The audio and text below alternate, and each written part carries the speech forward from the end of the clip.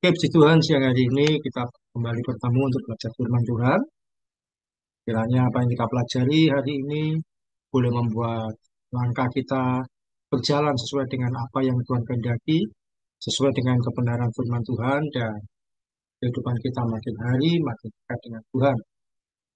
Iman kita dikuatkan, wawasan kita semakin bertambah, kita semakin mengenal firman Tuhan lebih baik lagi hari ini.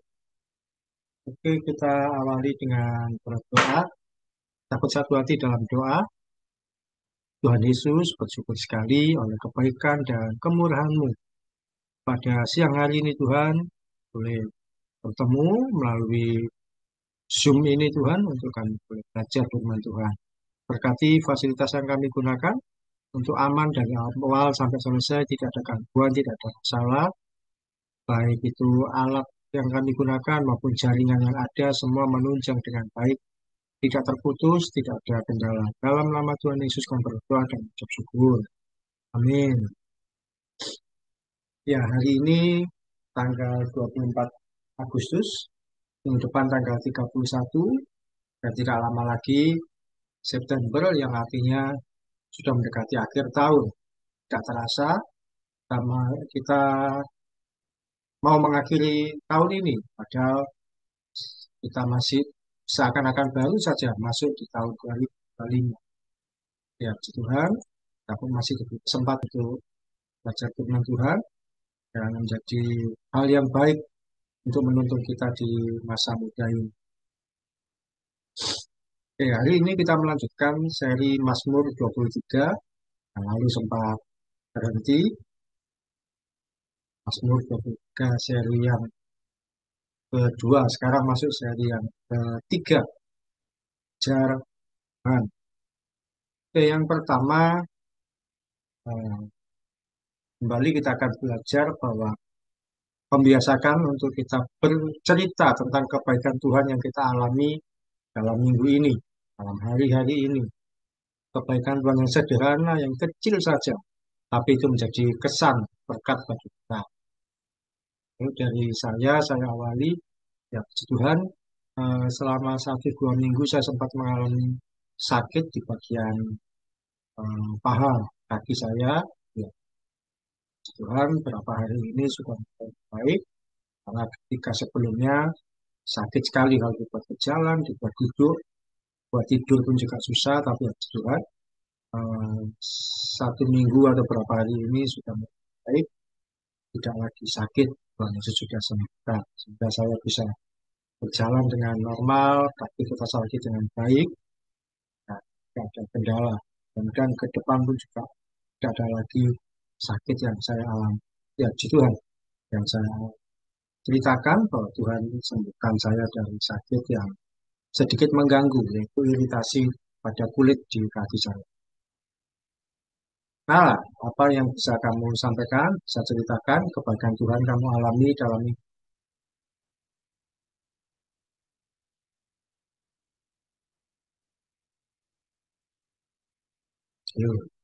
Hmm,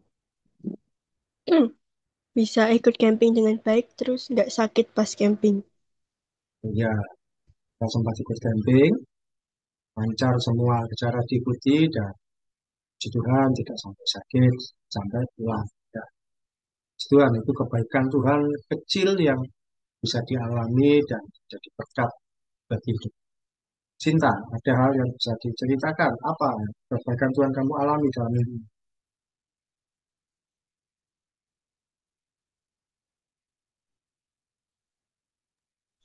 Hmm, apa ketemu lagi sama temen lama, Pak, bisa baik lagi. Oh, ketemu saya. Ya, hubungannya membaik. Ya, puji Tuhan. Itu adalah berkat juga ketika hubungan membaik, situasi yang dulu mungkin sempat tidak enak, sekarang jadi baik. Ya, itu adalah berkat Tuhan yang besar.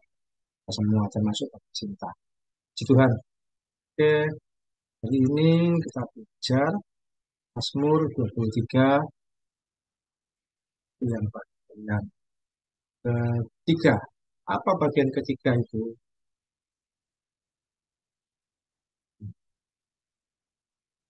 Saya perlu ngambil di sini.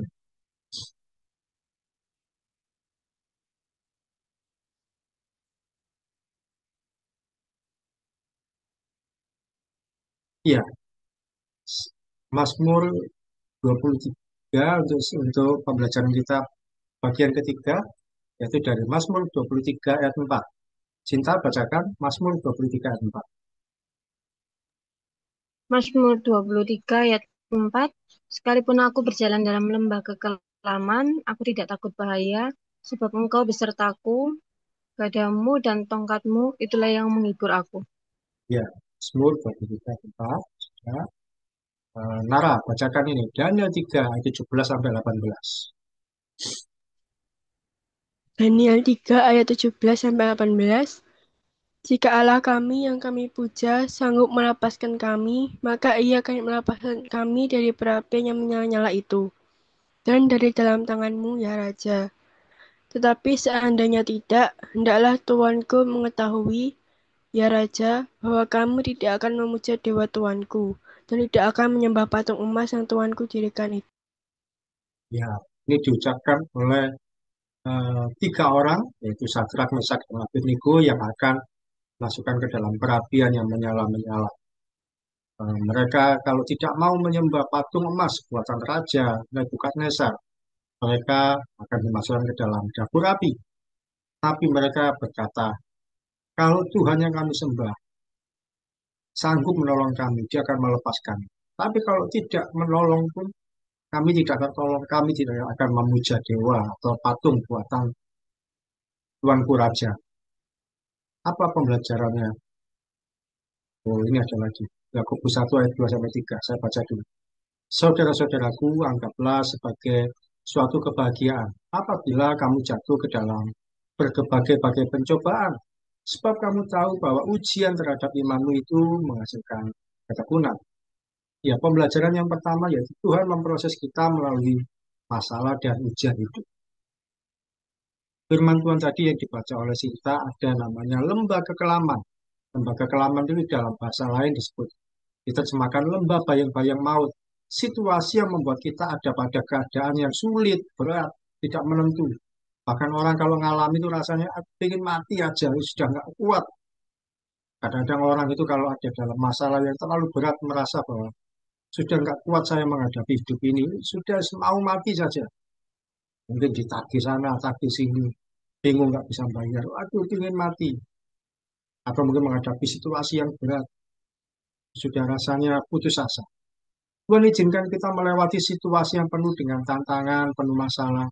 Supaya apa? Kita belajar untuk berharap dan mengandalkan Tuhan sepenuhnya. Firman Tuhan tadi kan di Mazmur 23, sekalipun aku berjalan dalam lembah kekelaman, aku tidak takut bahaya. Lembah kekelaman adalah situasi yang sulit, situasi yang mencekam, situasi yang bagi kita sepertinya nggak ada jalan keluar.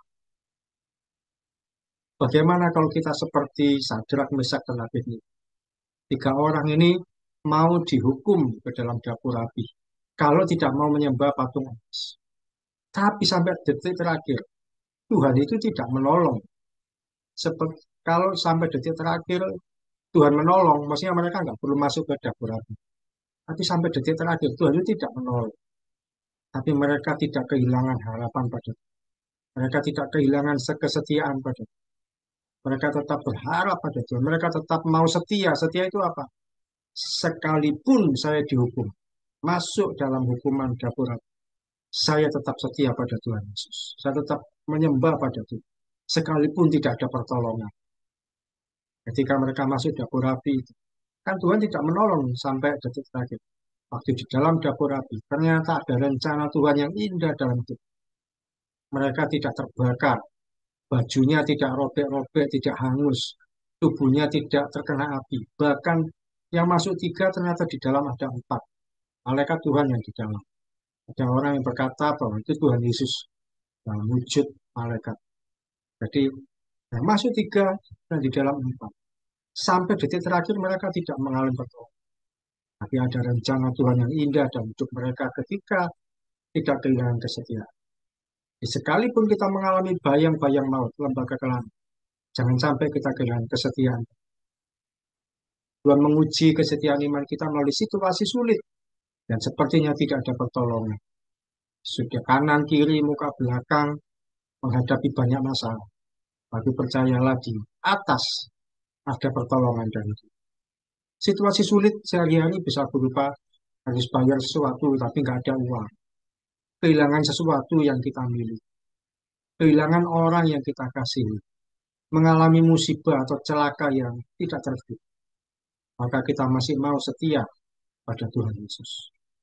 Jika situasi-situasi seakan-akan sudah kamu itu nggak perlu lagi setia sama Tuhan. Buktinya situasi sulit kamu ada. Situasi sulit kamu alami. Maka kita masih mau setia sama Tuhan Yesus. Saya berkali-kali saya melalui Tuhan, tapi situasinya nggak mudah. Difitnah, diberikan masalah-masalah, dijauhkan oleh teman, bahkan diberikan masalah-masalah yang sulit, bisa tetap mau setia sama Yesus. Kata-kata penguatan dari saya, kebaikan Tuhan itu tidak selalu diukur dari masalah yang sudah terselesaikan. Namun ketika masalah belum beres sekali, Tuhan Yesus tetap baik. Sekali lagi, kebaikan Tuhan tidak diukur dari masalah yang sudah selesai. Oh, masalah sudah selesai, berarti Tuhan Yesus itu baik. Tidak.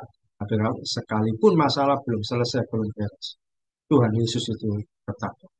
Sekalipun masalah masih kita hadapi, Tuhan Yesus tetap. Tuhan Yesus tetap baik bagi kita dalam masalah-masalah yang hari ini mungkin masih kita hadapi. Mungkin masih belum selesai. Tuhan Yesus tetap baik. Sharing kita, situasi sulit apa yang pernah kamu alami? Apakah kamu masih mau setia pada Tuhan Yesus? Meskipun situasinya situasi sulit yang pernah saya alami, yaitu saya pernah dikeluarkan dari pekerjaan sampai 2 kali karena menolong orang lain. Hal yang baik sebenarnya, tolong orang lain tapi jadi salah paham. Dan saya dikeluarkan dari pekerjaan 2 kali, bukan 1 kali, 2 kali. Tapi sampai hari ini saya mau setia sama Tuhan Yesus. Meskipun situasinya tidak. Dan saya pun masih mengalami pertolongan Tuhan. Masih mengalami pemeliharaan Tuhan. Masih diberkati Tuhan. Masih ditolong sama Yesus. Sekalipun situasi sulit, saya masih mau setia sama. Nara, pernah enggak kamu mengalami situasi sulit yang menurutmu wah ini situasinya enggak mudah? Pak, pun ya mungkin sederhana, tapi menurutmu situasinya sulit.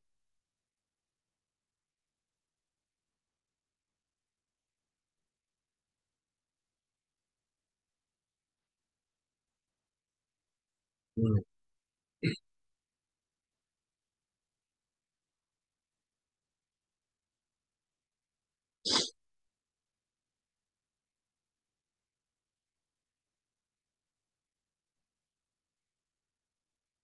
Ah, situasi sulit kamu alami, tapi kamu masih mau bersama Yesus. Di sekolah dan ah, situasi sulit apa yang pernah kamu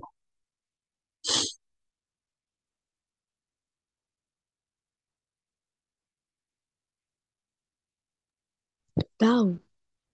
tahu? Ah, belum tahu. Ah, oke, berikutnya, belajar. Pelajaran kedua, yang pertama tadi Tuhan itu memproses kita melalui situasi dan masalah yang sulit, lembah kekelaman, apa yang situasi yang sangat sulit. Hal yang kedua yang kita pelajari itu Keluaran 13 ayat 14. Keluaran 14 ayat 13 sampai 14. Nah, ini Nara baca. Keluaran 14 ayat 13 sampai 14. Tetapi berkatalah Musa kepada bangsa itu, janganlah takut, berdirilah tetap dan lihatlah keselamatan dari Tuhan yang akan diberikannya hari ini kepadamu. Sebab orang Mesir yang kamu lihat hari ini, tidak akan kamu lihat lagi untuk selama-lamanya. Ayat 14, Tuhan akan berperang untuk kamu, dan kamu akan diam saja. Ya, pembelajaran kedua dari firman Tuhan Mazmur 23 ayat 4. Jadi kan sekalipun aku berjalan dalam lembah kekelaman, aku tidak takut bahaya, sebab engkau besertaku. Gadamu dan tongkatmu itulah yang aku. Ada kata gadamu dan tongkatmu itu yang menghibur aku. Ya. Gada itu apa? Gada itu pentung atau alat pemukul yang seringkali dibawa oleh gembala untuk melindungi domba dari serangan binatang buas. Ini adalah gada itu pentung. Tongkat pemukul. Kalau dombanya kena serangan binatang buas, gembalanya akan datang membawa gada atau pentungan, tongkat pemukul, dilindungi dari serangan. Apa artinya gada Tuhan itu melindungi kita? Gada itu melambangkan kekuatan, perlindungan, dan otoritas Allah. Seperti senjata yang digunakan gembala untuk melindungi domba dari serangan pemangsa. Ketika menghadapi situasi yang tidak bisa kita selesaikan sendiri, karena perlakuan orang lain, bisa berupa kesalahpahaman, atau perbuatan jahat orang lain pada kita, dan menyerahkan pada Tuhan, dia akan membela kita. Bangsa Israel ketika dikejar oleh tentara Mesir, Tuhan berkata bahwa dia yang akan berperang. Bangsa Israel hanya akan diam saja menyaksikan. Jadi gada itu adalah pelindungan Tuhan. Tuhan yang melindungi, Tuhan yang menghindarkan dari segala bahaya, dari segala situasi-situasi yang menyulitkan. Tuhan berjanji bahwa dia melindungi kita dari segala bahaya. Dan yang meluputkan kita dari segala hal yang mungkin membuat kita itu kesulitan. Gada Tuhan, gada alat pemukul, tongkat yang Tuhan bawa untuk melindungi kita dari serangan-serangan, masuk serangan kuasa kegelapan dan seterusnya. Ini adalah gambaran dari gada. Gada itu pentung, alat pemukul, seringkali dibawa oleh gembala. Gembala itu membawa dua, selain tongkat membawa gada. Kalau cuma membawa tongkat saja nggak akan bisa. Bawa gada atau pemukul, tongkat itu menghalau domba dari serangan. Apa pembelajarannya saat hidup kita menghadapi kesulitan? Percayakan saja pada pembelaan Tuhan. Dia sanggup mengerjakan lebih dari yang kita pikirkan. Sekali lagi, kalau kita menghadapi kesulitan, kita mempercayakan pada pembelaan Tuhan. Dia sanggup mengerjakan lebih dari yang kita pikirkan. Karena dalam situasi hidupmu, kamu ini dibela oleh teman, orang tua, bahkan dibela Tuhan sendiri. Kamu tidak salah, tapi dianggap bersalah. Lalu ada pembelaan yang kamu terima.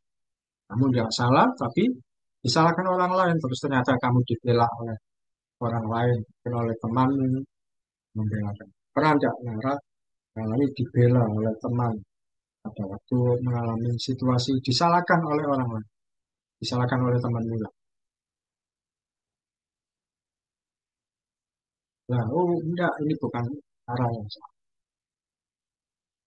Pernah enggak mengalami seperti itu? Dibela oleh temanmu. Enggak salah, tapi dianggap salah. Ada temanmu yang pernah mengalami? Ya,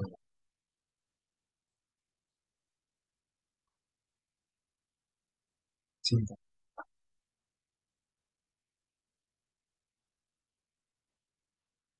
Yang ketiga, yang terakhir, Mazmur 119 ayat 105. Saya bacakan. Firman-Mu itu pelita bagi kaki dan terang bagi jalanku. Apa maksudnya? Yang ketiga, tongkat Tuhan menuntun langkah kita. Tongkat Tuhan membuat kita berjalan dengan aman dan nyaman dalam kehidupan ini. Tongkat itu melambangkan bimbingan Tuhan, pemeliharaan Tuhan, dan kasih Tuhan. Seperti alat yang digunakan gembala untuk menuntun dan mengarahkan domba ke jalan yang benar. Kita ini cenderung berjalan semaunya sendiri. Namun ketika kita bersalah dan berdosa sekalipun, Tuhan Yesus akan menarik kita kembali pada bimbingan. Ini adalah karena Tuhan Yesus membawa tongkat. Tongkatnya itu nggak lurus, tapi tongkatnya itu ada lengkungannya. Cinta gabung lagi. Ya, tongkat gembala tidak berbentuk lurus, tapi ada bentuk melengkung di atas. Nah, ini kembali ke sini. Bagian ketiga. Mazmur 119, 105. Kak Sinta bisa bacakan ini? Bisa, Pak. Ya. Mazmur 119 ayat 105. Firman-Mu itu pelita bagi kakiku dan terang bagi jalanku. Apa artinya? Yaitu tadi. Tongkat Tuhan itu membawa kita berjalan dengan aman dan nyaman. Tongkat melambangkan bimbingan, pemeliharaan, dan kasih Tuhan. Ini seperti alat yang digunakan gembala untuk menuntun dan mengarahkan domba ke jalannya. Kita ini cenderung berjalan semaunya sendiri. Namun ketika kita bersalah dan berdosa sekalipun, Tuhan Yesus akan menarik kita kembali pada bimbingannya. Tadi ada yang Sinta kelewatan, ada gada yang dibawa oleh gembala itu dua, gada dan tongkat. Gada itu pentungan untuk menghalau atau membela domba dari serangan binatang buas. Tapi bukan cuma gada, ada tongkat. Tongkat gembala itu tidak lurus, tapi bentuknya ada lengkungan di atasnya. Apa tujuannya? Kalau ada domba yang jalannya tersesat, misalkan dari gambar domba-domba ini, ada satu yang dia ketinggalan, yang lain sudah jalan ke depan, satu melenceng, menyimpang. Nah, gembalanya tinggal mengulurkan tongkatnya, yang lengkungannya ini ditarik, diarahkan ke leher domba yang tersesat itu, bisa kembali lagi. Ini yang dimaksud bahwa Tuhan itu menuntun langkah kita. Yang menuntun langkah kita itu tongkat itu lambangnya adalah firman Tuhan. Firman Tuhan merupakan penuntun langkah hidup kita. Jangan sekalipun meninggalkan kebiasaan untuk membaca firman. Firman Tuhan adalah penuntun langkah hidup kita sehari-hari yang membuat kita berjalan dengan aman, berjalan dengan nyaman, berjalan dalam pelindungan. Sharingnya, bersediakah kamu membaca dan merenungkan firman Tuhan setiap hari? Seperti yang kita kerjakan. Cara bersedia membaca merenungkan firman Tuhan setiap hari. Bersedia. Cinta juga sedia membaca merenungkan firman Tuhan setiap hari. Bersedia, Pak. Ada Pak Cinta dalam ya, ada itu bahwa saat hidup kita mengalami kesulitan, percayakan pada pembelaan Tuhan. Dia sanggup mengerjakan lebih dari yang kita pikirkan. Nah, dia itu melambangkan kekuatan perlindungan Tuhan, senjata untuk melindungi domba dari serangan pemangsa. Jadi sebenarnya gambar Tuhan Yesus mengembalakan domba itu ada dua. Ada yang dua yang dibawa gada sama tongkat. Tapi kita cuma sering melihat Tuhan Yesus membawa tongkat. Sebenarnya ada gada. Gada itu yang membela kita. Tuhan membela kita. Tuhan menolong kita. Dalam situasi hidup yang kalian alami, pernahkah kamu mengalami dibela oleh teman atau orang tua, bahkan oleh Tuhan sendiri? Kamu tidak salah, tapi jangan salah. Lalu ada pembelaan yang kamu terima. Cinta pernah mengalami situasi kamu ini dipersalahkan. Padahal nggak salah, tapi kamu mengalami dibela. Mungkin dibela oleh teman atau orang tua atau siapapun. Oh nggak salah Cinta itu. Pernah mengalami situasi seperti itu. Sebenarnya nggak salah, tapi Pernah, kamu Pak, mana bisa diseringkan. di tempat kerja. Misalnya, bukan saya yang ngerjakan. Terus, oh itu tadi yang ngerjakan Sinta. Terus ada yang tahu, bilang, bukan dia, gitu. Itu adalah salah satu bentuk pembelaan yang terima. Sehari-hari pun hal pembelaan Tuhan yang ketika kita menyerahkan pada pertolongan, yaitu pertolongan Tuhan pernah kita alami, kita hadapi. Tuhan menolong melalui teman yang tahu bahwa kita cinta. Oke, kita selesaikan. Cinta bisa berdoa.